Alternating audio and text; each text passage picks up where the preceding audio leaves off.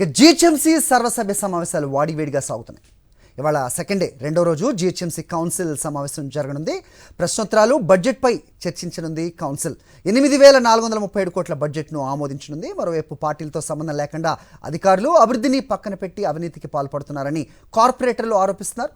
Deputation retired ఉద్యోగులపై చర్యలు తీసుకోవాలని demand చేస్తున్నారు. ఇదే అంశంపై అప్డేట్స్ మా కరెస్పాండెంట్ శేఖర్ ఇస్తారు. శేఖర్, చెప్పండి. సో చాలా కౌన్సిల్లో మనం చూసాం, కార్పొరేటర్లు తిరుగుబాటు చేసిన ఇది కూడా మనకు గుర్తుంది. సో ప్రస్తుతం ఏం జరుగుతోంది? సో అధికారులపై ఒకంత కినుకు వహిస్తున్నట్టుగా తెలుస్తోంది కార్పొరేటర్లు. ఏం జరుగుతోంది? అప్డేట్ చెప్పండి.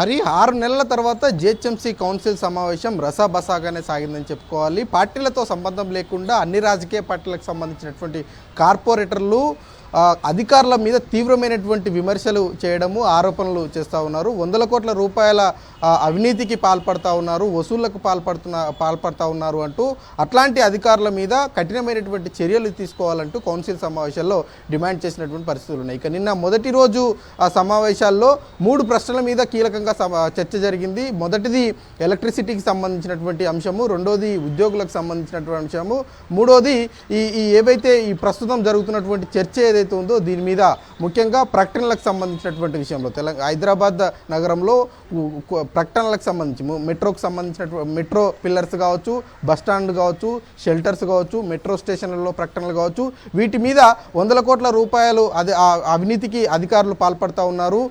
వసూళ్లలో ముఖ్యంగా కార్తిక్ అనేటువంటి అధికారి పేరు నిన్న రసాబసాగా చర్చ జరిగింది.